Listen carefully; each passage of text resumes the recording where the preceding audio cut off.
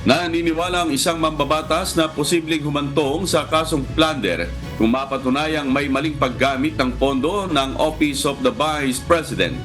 Ito ang giit ni House Deputy Majority Leader Representative Jude Asidre, kaya mahalagang maipaliwanag ng tanggapan ni VP Duterte ang mga tanong sa paggamit ng pondo nito.